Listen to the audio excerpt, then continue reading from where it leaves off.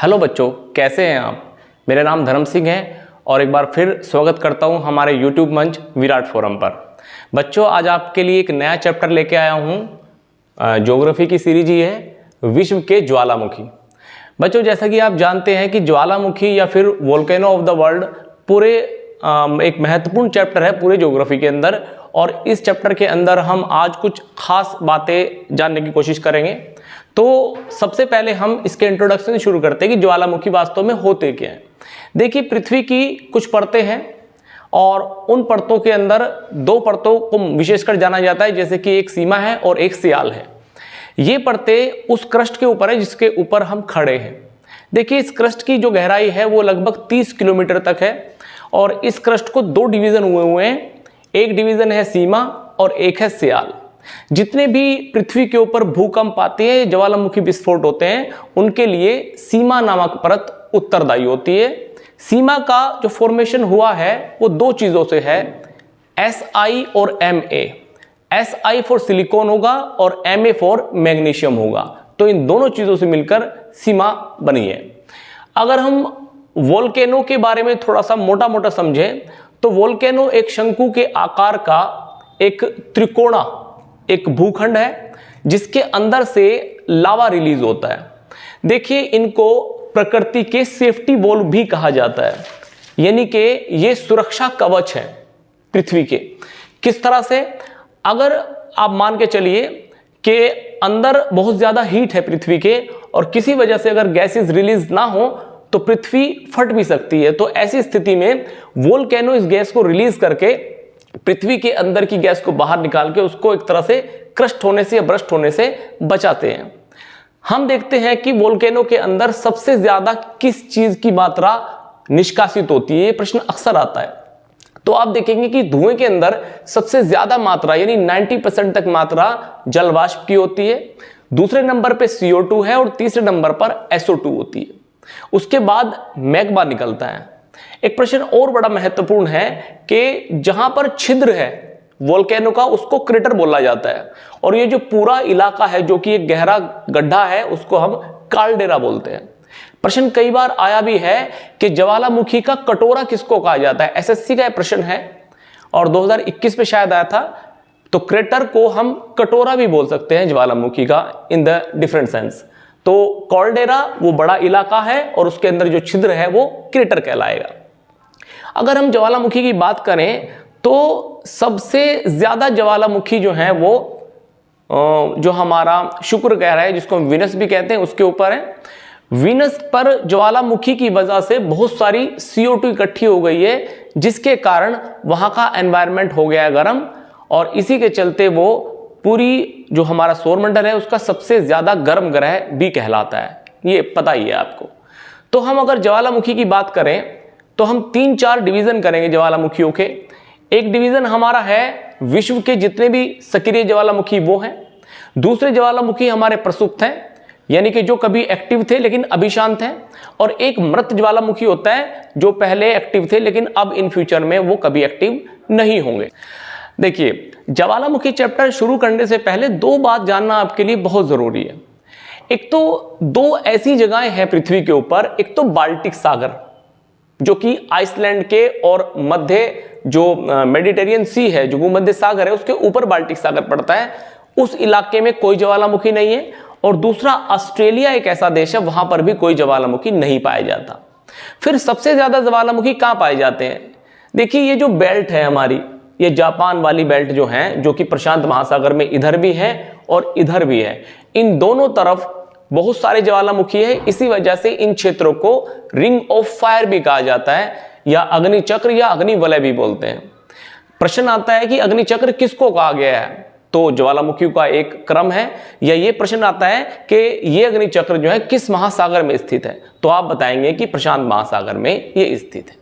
तो सक्रिय ज्वालामुखी के तहत हम सबसे पहले चलते हैं हवाई द्वीप में।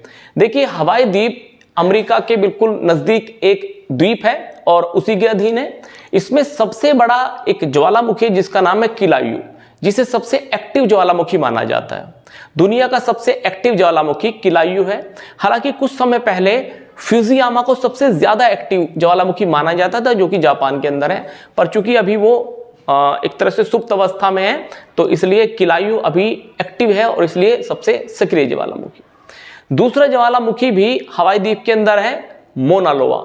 इसको लॉन्ग माउंटेन भी बोलते हैं क्योंकि ये एक तरह से जो अपना हवाई द्वीप है उसके लगभग 1/3 हिस्से पर फैला हुआ है। यानी ये जो पर्वतमाला है मोना लोआ की, ये 1/3 हिस्से पर फैली है और ये सबसे बड़ा क्षेत्रफल को कवर करने वाला ज्वालामुखी है।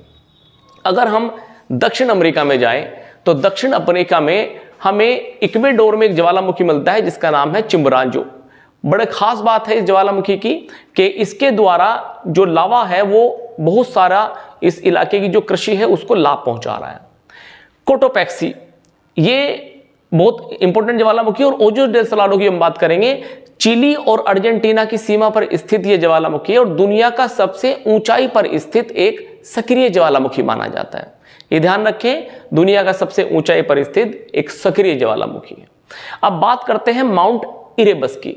प्रश्न आता है कि अंटार्कटिका पर, या आप कह सकते हैं दक्षिण ध्रुव पर, सबसे एक्टिव ज्वालामुखी कौन है?